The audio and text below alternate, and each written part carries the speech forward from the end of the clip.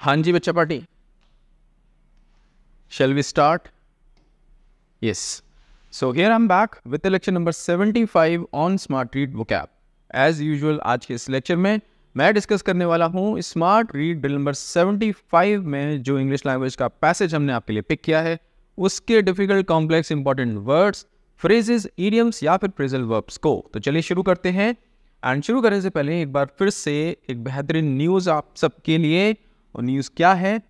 गणेश चतुर्थी के उत्सव पर एक बार फिर से 25% का ऑफर आपके लिए वापस आ चुका है। पिछली बार किसी कारण से अगर कोई बच्चा मिस कर गया हो ऑफर को अवेल करना, so this is the golden opportunity. अभी तुरंत आप अपना फेवरेट प्लान, अपना डिज़ायर्ड प्लान बाय कर सकते हैं। सो देर मत करिए, तुरंत अपना डिसीजन लीजिए और प्लान बाय करके अपनी प्रिपरेशन को और स्मूथ बनाइए और स्मार्ट बनाइए। चलिए अभी के लिए मैं वापस आ जाता हूँ हमारे लेक्चर पे और शुरू करते हैं लेक्चर को with the very first word जो कि है अमिस। अब अमिस में ही मिस छुपा हुआ है, यानी कि पूरा ना होना, ठीक है, मिसिंग। अब रेफरेंस पढ़ते हैं अमिस का। You know something is seriously amiss when the pivotal idea of the prime minister's independence day speech is. अब इस रेफरेंस में भी एक वर्ड मिला पिवटल, हम किसी प्रीवियस लेक्चर में डिस्कस कर चुके हैं। पिवटल का मतलब हो गया वाइटल या जिसकी ज़्यादा इंपॉर्टेंस हो, ठीक है, और जो जिस पर बहुत कुछ डिपेंड करता हो, धुरी पर होना, पिवटल, पिवट पर होना, ठीक है। एंड बात कर रहे थे अमिस की, इसका क्या मीनिंग है? It means something that is wrong, out of place और नॉट क्वाइट राइट, यानी कि कुछ गलत हो, आउट ऑफ प्लेस हो, बेतुका हो, या फिर बस सही ना हो, उपयुक्त ना हो, उसके लिए हम यूज़ करते हैं amiss. It is used when something is incorrect और डजंट हैपन एज एक्सपेक्टेड। और इसका यूज़ कब होता है? जब कोई चीज़ गलत हो या जैसा सोचा था आपने वैसा ना हो, तो हम बोलेंगे कि समथिंग इज अमिस। एग्जाम्पल के तौर पे अब ये जो बोट है इसको जिस पोजीशन में होना चाहिए था उस पोजीशन में ये नहीं है, हम बोल सकते हैं the position of the boat is amiss, गलत है, ठीक है। Examples, the doctor noticed something amiss in the patient's test results. Patient के टेस्ट की रिपोर्ट आई तो डॉक्टर ने जब उनको रीड किया, उनको इवेल्युएट किया, तो उनको लगा कि यार कुछ गड़बड़ है इसमें, समथिंग इज अमिस। सेंटेंस बिल्कुल सही है। She says that something was amiss when her friend didn't respond to her messages. जब उनके फ्रेंड ने मैसेजेस का रिप्लाई नहीं किया तो उनको कुछ गड़बड़ लगी, बिल्कुल सही है। The new policy is amiss of the company's vision for the future. New policy is amiss of the company's vision for the future doesn't make any sense. गलत है ये sentence. I could see by the look on their faces that something was amiss. उनके चेहरे देख के ही मुझे लग गया कि कुछ गड़बड़ है। सेंटेंस बिल्कुल सही है। सो आई होप आपको अमिस का मीनिंग एंड कॉन्टेक्स्ट समझ में आ गया हो। सिनोनिम्स की बात करें तो रॉन्ग, अराय, फॉल्टी, इनएप्रोप्रिएट। अब ये वर्ड थोड़ा सा नया है अराय, और ये बिल्कुल एग्जैक्ट सिनोनिम है इसका अमिस का, ठीक है, एक जैसे मीनिंग होते हैं। एंटोनिम्स की बात करें तो करेक्ट, एक्यूरेट, परफेक्ट, ये सारे वर्ड्स एंटोनिम्स के तौर पे कंसीडर किए जाएंगे। Let's move to the next word जो कि है एट्रोफी। रेफरेंस क्या है? It reflects a deeper pathology and atrophy of the political imagination. Pathology क्या होती है? साइंस जिसमें आप डिजीजेस का अध्ययन करते हैं। नॉर्मल डे हमारी जो नॉर्मल लाइफ है उसमें हम जब पैथोलॉजी का कॉन्टेक्स्ट डिस्कस करते हैं तो बेसिकली वो लैब्स होती हैं जहाँ पे आप जाके अपनी टेस्टिंग करवाते हैं। डॉक्टर आपको कोई टेस्ट लिख के देते हैं कोई किसी परेशानी में, तो आप जाते हैं वहाँ पे अल्ट्रासाउंड करवाते हैं या ब्लड टेस्ट करवाते हैं अलग अलग टाइप के, तो वो पैथोलॉजी में ही होते हैं, यानी science of studying different diseases, ठीक है। और हम बात कर रहे थे एट्रोफी की। मीनिंग क्या है? The process of gradual decline in effectiveness और vigour due to underuse और निगलेक्ट, यानी ग्रेजुअल डिक्लाइन हो, धीरे धीरे डिक्लाइन हो, किसका? इफेक्टिवनेस का या फिर विगर का, ताकत का। किस कारण से? अंडर यूज या निगलेक्ट, यानी कम इस्तेमाल होने से या अनदेखी होने से किसी चीज़ की पावर ख़त्म हो जाए, ग्रेजुअल रिडक्शन हो जाए उसमें, इफेक्टिवनेस ख़त्म हो जाए उसकी, तब हम बोलते हैं वहाँ पे हमें एट्रोफी देखने को मिलती है। यहाँ पे नाउन का कॉन्टेक्स्ट है और एट्रोफी वर्ब भी होती है, ठीक है। अब एग्जांपल के तौर पे ये कोई व्यक्ति हैं, मसल्स पे काम कर रहे हैं, जिम जा रहे हैं, न्यूट्रिशियस खाना खा रहे हैं, प्रॉपर प्रोटीन डाइट ले रहे हैं, प्रोटीन रिच डाइट ले रहे हैं, तो ऑब्वियसली मसल्स बिल्ड होंगी। और अगर ध्यान नहीं देंगे और बीमार भी पड़ गए, खाना भी ठीक से नहीं खा रहे और एक्सरसाइज भी नहीं कर रहे हैं, तो फिर ये हाल हो जाता है, ठीक है। सारी मसल्स आपकी धीरे धीरे लूज हो जाती है, सो एट्रोफी हो जाती है उसकी, ठीक है। एग्जाम्पल्स के तौर पे और सेंटेंसेस हैं हमारे सामने। He witnessed the slow atrophy of traditional craftsmanship in the region as more people gradually shifted towards modern factory made commodities. अब कोई व्यक्ति है, उसको एट्रोफी कहाँ पे देखने को मिली? ट्रेडिशनल क्राफ्ट्समैनशिप में। जो काम होते हैं ना, हाथ से जो बनाते हैं कारीगर, उसमें कमी देखने को मिली। उसका अब बिजनेस इतना अच्छा नहीं चल रहा है क्योंकि लोग अब प्रेफर कर रहे हैं फैक्ट्री मेड कमोडिटीज़ की तरफ जाना। तो ये सेंटेंस बिल्कुल सही है एट्रोफी के कॉन्टेक्स्ट में।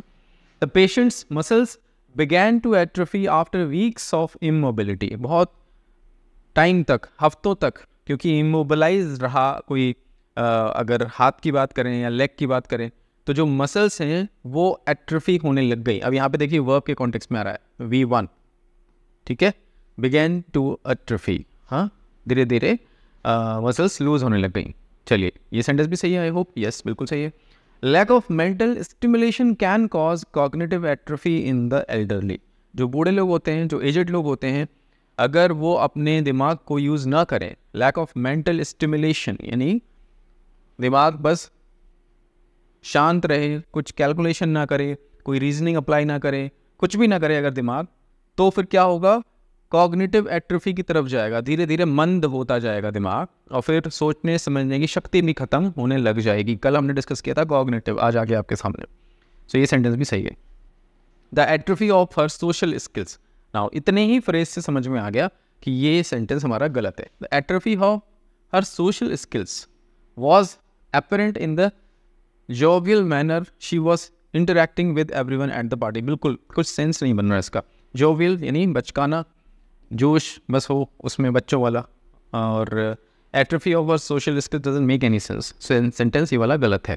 सो आई होप आपको एट्रोफी का कॉन्टेक्स्ट एंड मीनिंग समझ में आ गया हो। अब बात करते हैं सिनोनिम्स की।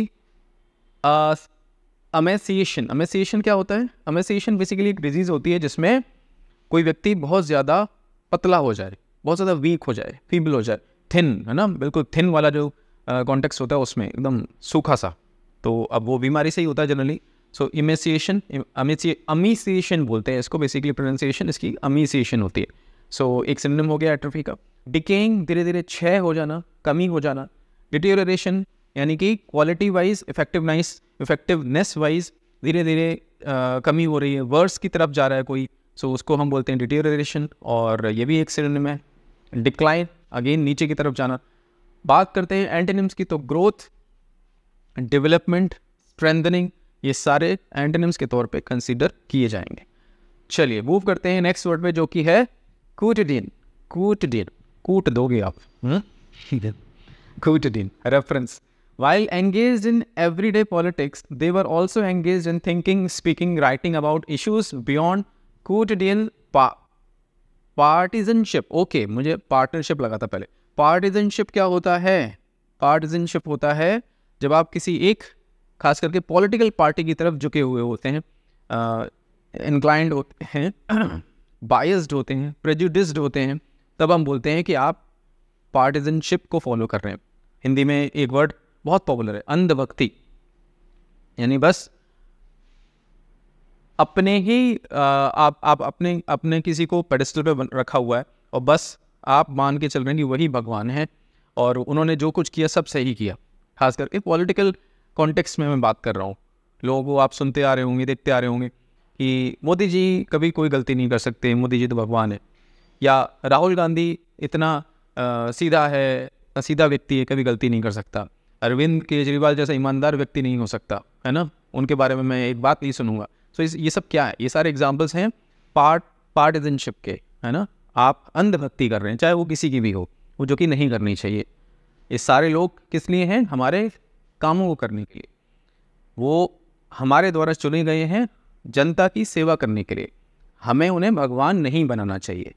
अगर वो सही हैं तो सही कहिए उनके लिए, सही ठहराइए उनको, और वो गलत है तो गलत भी ठहराइए, ताकि उन्हें भी पता हो कि वो बस फैसले ऐसे ही नहीं ले सकते अपने मन से, है ना। सो ये चीज़ गलत होती है। प्रेजुडिस्ड नहीं होना चाहिए हमें बायस नहीं होना चाहिए, हमें न्यूट्रल होके चीज़ों को देखना चाहिए, ऑब्जर्व करना चाहिए और उसके अकॉर्डिंग ही बिहेव करना चाहिए। सो अभी मैं बात करता क्वोटिडियन की। ऑफ और अकरिंग एवरीडे, मंडेन, रोज़मर्रा का, यानी रोज़ जो चीज़ हो उसको बोलते हैं क्वोटिडियन। और एडजेक्टिव है मंडेन, अब जो रोज रोज एक जैसा हो तो वो कैसा हो जाएगा एक टाइम पे, मंडेन, बोरियत भरा, जिसमें कोई मज़ा नहीं आ रहा है ना, कोई जिसमें आपको कुछ एंथुजियाज्म नहीं आ रहा, मंडेन बोरियत भरा। ऑफ और अकरिंग एवरी डे, रोज रोज होने वाला, क्वोटिडियन। चलिए एग्जाम्पल्स पढ़ते हैं। Mumbai local train commute, the quotidian hustle and bustle of Mumbai's local trains reflect the city's daily rhythm, with millions relying on them to get to work. अब जो Mumbai trains का जो context है, उसकी जो हसल एंड बसल है, ये एक इडियोमैटिक एक्सप्रेशन है, यानी हबड़ तबड़, हसल बसल, भागम भाग, रोज़मर्रा की, और रोज़मर्रा की ये यहाँ से आ रहा है, एडजेक्टिव है ये। The quotidian hustle and bustle of Mumbai's local trains reflect the city's daily rhythm. ये जो हसल बसल है मुंबई ट्रेन्स की, लोकल ट्रेन्स की, वो मुंबई सिटी की डेली रिदम दिखाती है, दर्शाती है। सो ये एक सेंटेंस सही है कॉन्टेक्चुअली। दूसरा सेंटेंस क्या लिखा है, morning chai and newspaper ritual. For many Indians the quotidian ritual of sipping chai while reading the morning newspaper is a comforting start to the day. रोजमर्रा का एक रिचुअल है कि चाय तो पीनी ही पीनी है ना। गंगा आरती इन Varanasi, the Ganga Aarti in Varanasi is a quotidian religious ritual that draws both locals and tourists every evening to witness the sacred ceremony. Ganga आरती जो वाराणसी में होती है दशा समेत घाट पे, वहाँ वो बेसिकली एक क्वोटिडियन रिचुअल है, यानी रोज़मर्रा की एक रिचुअल है। और लिखा हुआ है आगे कि हर तरीके से लोकल्स को भी अट्रैक्ट करती है और टूरिस्ट को भी अट्रैक्ट करती है। वहाँ पे लोग आते हैं और उसको विटनेस करते हैं, इंजॉय करते हैं। ठीक है, और एग्जाम्पल्स हमारे सामने। Her voice was so quotidian that it resonated deeply in the audience's hearts. Voice के कॉन्टेक्स्ट में क्वोटिडियन का कोई सेंटेंस मतलब सेंस नहीं बन रहा, sentence is absolutely incorrect. She was a simple person and found joy in the quotidian task of everyday life. एक साधारण सी व्यक्ति है वो, और उसको डेली के जो काम होते हैं उसमें ही मज़ा आता है, आनंद आता है। सही है sentence. The teacher's quotidian duties included teaching in classroom and preparing lessons. जो उनकी रोज़मर्रा की ड्यूटीज़ है उसमें क्या क्या आता है, पढ़ाना और लेसन्स को प्रिपेयर करना। बिल्कुल सही है। The writer found inspiration in the quotidian details of the lives of rural people. Writer को इंस्पिरेशन कहाँ से मिली, जो रूरल पीपल हैं उनकी डेली लाइव्स में क्या चल रहा है, कैसे वो अपना जीवन यापन करते हैं डेली, उसको उसमें इंस्पिरेशन देखने को मिली। बिल्कुल सही है। तो आई होप आपको समझ में आ गया क्वोटिडियन का मीनिंग, डेली, रूटीन, यूजुअल, सामान्य। ठीक है। एंटोनिम्स अनयूजुअल, रेयर जो कभी कभार होता है, सेल्डम जो कभी कभार घटित होता है। चलिए, बाय एंड लार्ज, अगेन एक एक्सप्रेशन आया हमारे सामने। रेफरेंस क्या है, by and large political thinking was gradually relegated to the world of academia. Academia, relegated भी एक वर्ड मिला हमें। रेलिगेट का मतलब होता है लोअर रैंक या लोअर पोजीशन की तरफ लेकर जाना। रेलिगेट समथिंग और समवन, यानी उसको लोअर पोजीशन की तरफ लेके जाना। To the world of academia, academia शिक्षा जगत, एकेडमी है ना, संस्थान, शिक्षण संस्थान, और एकेडेमिया यानी पूरा शिक्षा का जो जगत है जिसमें सब कुछ आएगा।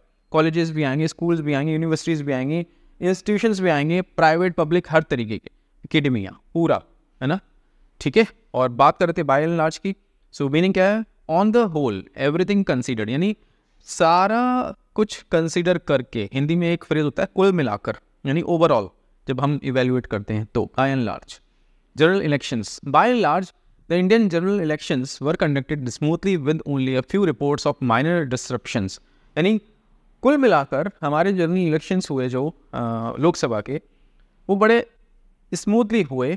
कहीं छुटपुट हमें घटनाएं देखने को मिली डिसरप्शंस की, जहाँ लोगों ने परेशानी झेली या कुछ गड़बड़ हुई। सो यहाँ पे बाय एंड लार्ज का कॉन्टेक्स्ट है कुल मिलाकर। Economic reforms, by and large the economic reforms introduced by the government were well received by businesses, although some small traders expressed concerns. जब इकोनॉमिक रिफॉर्म्स लागू किए गए, लाए गए, तो सारे बिजनेसेस जो थे उन्होंने उनको बहुत अच्छे से स्वीकार किया। हालांकि कुछ स्मॉल ट्रेडर्स, छोटे व्यापारी, उन्होंने अपने कंसर्न्स एक्सप्रेस किए। सो कुल मिलाकर ठीक ठाक हो गया। ठीक है, ये भी सही है। कोविड-19 vaccination drive, bye and large India's covid vaccination drive was successful with a significant portion of the population getting vaccinated, दो फ्यू चैलेंजेस रिमेन्ड इन रिमोट एरियाज। यहाँ पे भी कुछ ऐसा ही सिमिलर कि ओवरऑल देखा जाए, कुल मिलाकर देखा जाए तो कोविड-19 का जो वैक्सीनेशन प्रोग्राम था, ये जो ड्राइव थी, वो सक्सेसफुल रही। बहुत सारी जनता ने अपने आप को वैक्सीनेट करवाया और गाँव में देखा, रिमोट एरियाज़ में हमने देखा कि वहाँ पे हमें कुछ लोगों से या कुछ चैलेंजेस सामने वहाँ पर हमें मिले। या तो ये हो सकता है कि वैक्सीन ना पहुँच पा रही हो, या ये हो सकता है कि लोग अग्री ना कर रहे हो वैक्सीन लगवाने के लिए। तो ये कुछ चैलेंजेस वहाँ पे देखने को मिले। सो बाय एंड लार्ज यानी कुल मिलाकर। और 4 सेंटेंसेस हैं हमारे सामने, देखते हैं कौन सा सही कौन सा गलत। By and large the company's new strategy has been successful despite the initial setback. शुरुआत का झटका लगा पर उसके बाद जो नई स्ट्रेटजी कंपनी ने लॉन्च की थी वो सक्सेसफुल रही। बिल्कुल सही है। By and large she was satisfied with her performance in the interview. कुल मिलाकर उसको संतुष्टि थी अपनी परफॉर्मेंस से। बिल्कुल सही है। He checked every corner of the house, but by and large, he couldn't find the missing keys. Doesn't make any sense.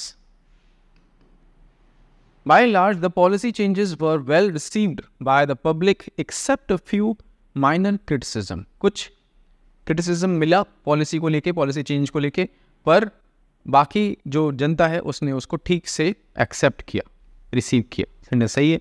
So bye and large का कॉन्टेक्स्ट समझ में आ गया। बच्चों, आपको सिनोनिम्स मोस्टली, मेनली, मुख्य रूप से, जनरली, आम रूप से, सामान्य रूप से, सामान्यता, टिपिकली, ये भी सिनोनिम है।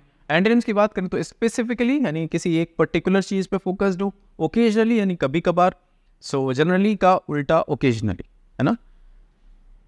चलिए मूव करते हैं नेक्स्ट वर्ड पे, जो कि है फैड। बहुत कॉमन वर्ड है आज की डेट में। Reference: the academic mode of thinking about politics is geared towards the demands and fads of global academia. Okay, meaning an intense and widely shared enthusiasm for something, especially one that is short-lived. थोड़े समय का कोई जोश, खास करके trend की बात हो रही है यहाँ पे। ऐसा ट्रेंड जो शॉर्ट लिव्ड हो, फैड हो, है ना, उसको हम फैड बोलते हैं बेसिकली। ठीक है। एग्जाम्पल, अब फैशन के कॉन्टेक्स्ट में फैड बहुत यूज होता है। कुछ भी आया मार्केट में नया ट्रेंड, सो लोगों ने उसको फॉलो करने स्टार्ट कर दिया। मुझे याद है I was in my 3rd semester of MBA, और उस समय एक ट्रेंड था, एक फैड था कि लो वेस्ट जीन्स पहननी, यानी जीन्स जो जनरली वेस्ट पे पहनी जाती है, वो लोग लो वेस्ट पहन रहे हैं। और मैं क्या बोलूँ, आप समझ रहे होंगे मैं क्या कहना चाह रहा हूँ। तो वो पता नहीं अजीब सा ही फैड था उस समय, और लोग फॉलो कर रहे थे, स्टूडेंट्स फॉलो कर रहे थे हमारे कॉलेज में ही। ठीक है। सो फैड एक ये एग्जाम्पल हो गया। दूसरा, जैसे आप देख रहे हैं आजकल जो रील्स बनाने का जो एक ट्रेंड या फैड चल रहा है, कुछ किसी ने स्टार्ट कर दिया और बाकी सब लोग लग जाते हैं एक जैसा करने के लिए कि देखो मैंने भी रील बनाई, मैंने भी सेम गाने पे रील बनाई या सेम डायलॉग्स बोले मैंने। सो ये फैड है जो चल रहा है इस समय। और फैड होते हैं, अभी अचानक से बीच में चालू हुआ था कि डिजिटल वॉच पहननी है सबको, है ना। जो नॉर्मल रिस्ट वॉच होती है वो इस तरीके की होती हैं, और बीच में फैड चला कि डिजिटल वाली पहननी है सबको, सब पहनना स्टार्ट कर देते हैं। सो थोड़े समय का ट्रेंड, शॉर्ट लिव्ड। ठीक है। एग्जांपल्स और हैं हमारे सामने। Fads in fashion come and go but classic styles remain. थोड़े समय के जो ट्रेंड हैं वो तो आते और जाते हैं, पर जो क्लासिक स्टाइल्स हैं जो बहुत सालों से चली हुई आ रही हैं वो बनी रहती हैं। बिल्कुल सही है। The engineer identified the fad of the engine. Fad engine के कॉन्टेक्स्ट में फॉल्ट ऑफ द इंजन हो सकता था, गलत है ये। The latest fitness fad involves high intensity interval training. अब एक और ये अपना फैड चल रहा है अपने फिटनेस ट्रेनिंग के कॉन्टेक्स्ट में कि भाई हाई इंटेंसिटी इंटरवल ट्रेनिंग करिए, यानी बहुत ज़्यादा ट्रेनिंग करिए, इंटेंस होनी चाहिए ट्रेनिंग, उसके बाद थोड़ा सा गैप दीजिए, उसके बाद दोबारा से हाई इंटेंसिटी ट्रेनिंग करिए और इंटरवल रखिए उसमें बीच में। जनरली क्या होता है कि आप थोड़ी थोड़ी करिए और थोड़े थोड़े अपने जो आपका जो बार है, जो स्टैंडर्ड है, उसको रेस करते चलिए। पर अभी क्या फैट चल रहा है, एकदम से बहुत सारा वेट आप उठाइए, आपकी रेजिस्टेंस ट्रेनिंग एक्सट्रीम लेवल पे होनी चाहिए, फिर भले ही आप 3 दिन का गैप कर दें, फिर अचानक से उतने ही लेवल पे आप आ जाएं। सो ये भी एक फैट चल रहा है। ठीक है। The fat of wearing oversized sunglasses has spread quickly among teenagers. बड़े सनग्लासेस ना, बड़े बड़े, वो पहनने का भी फैट चला था, पुराने टाइम पे भी चला था। आप सॉन्ग्स देखते होंगे पुराने, तो उस समय भी आप देखते होंगे एक्टर्स और एक्ट्रेसेस 80-90 के दशक में जो मूवीज़ आई थी, जो सॉन्ग्स आए थे, उसमें हमें देखने को मिलता था। और बीच में भी ये स्टार्ट हो गया था, तो ये भी सही है एंड ये भी सही था। सेकंड सेंटेंस वाज इनकरेक्ट, ठीक है। सो अभी हम मूव करते हैं सिनोनिम्स पे। Crash, I am sorry, fad से क्रैश बोल दिया मैंने, क्रेज, क्रेज है ये, short lived trend, short lived होना चाहिए, शॉर्ट लिव्ड नहीं, short lived trend. Obsession, obsession पागलपन। इन्फैचुएशन, थोड़े समय का अट्रैक्शन, इन्फैचुएशन थोड़े समय का अट्रैक्शन। ऑब्सेशन पागलपन, ठीक है। वो लंबे समय का भी हो सकता है, पर बाकी सारे ऑप्शन नहीं है, तो ये एक सिनोनिम के तौर पे कंसिडर किया जा सकता है। एंटोनिम्स की बात करें तो ट्रेडिशन, जो चला आ रहा है, कस्टम अगेन रीति रिवाज, क्लासिक जैसा अभी बताया मैंने कि क्लासिक यानी जो लंबे समय तक बना रहे ट्रेंड में, उसको हम क्लासिक बोलते हैं, और जो शॉर्ट टर्म के लिए वो होता है फैड। चलिए, दैट्स इट बच्चा पार्टी। अब आपको क्या करना है, हमेशा की तरह हर एक वर्ड या जो फ्रेजेस थे इसमें आपको बनाना है आपका खुद का एक सेंटेंस, और सेंटेंसेस के ग्रुप को आपको ड्रॉप कर देना है एक सिंगल कमेंट के तौर पे इस वीडियो लेक्चर के कमेंट सेक्शन में। अगर आप ऐसा करते हैं, बिलीव यू मी, सबसे ज़्यादा आप लर्न कर रहे होते हैं। दूसरा काम, I am available on Telegram, this is my user name on Telegram. जिन भी बच्चों ने स्मार्ट रीड कोर्स परचेज कर लिया है, नहीं किया तो आज कर लो, क्योंकि 25% का डिस्काउंट चल रहा है। और करने के बाद अपना पेमेंट का स्क्रीनशॉट मेरे साथ शेयर करना, क्योंकि मैं शेयर करूंगा हमारे प्राइवेट टेलीग्राम ग्रुप का इनवाइट लिंक विद यू, और ग्रुप ज्वाइन करें, क्योंकि एक्चुअल डिस्कशन और मेंटरशिप उसी ग्रुप में हो रही है। तीसरा काम, पूरा लेक्चर आपने देखा, smart read drill number 75। Lecture देखने के बाद आपको जाना है आपके डैशबोर्ड पे और अटेम्प्ट करनी है ये एक्सरसाइज 75 वाली। अटेम्प्ट करने के बाद रिजल्ट स्क्रीन से पिक करनी है आपको आपकी आरसी स्पीड और आपका आरसी लेवल, दोनों के स्क्रीनशॉट्स लेके ड्रॉप कर देने हमारे प्राइवेट टेलीग्राम ग्रुप में, so that I can check, I can assess, I can gauge your performance and then I will be able to help you accordingly. मैं विपिन आपसे मिलता हूँ एक नए लेक्चर में कुछ नए वर्ड्स के साथ। Take care.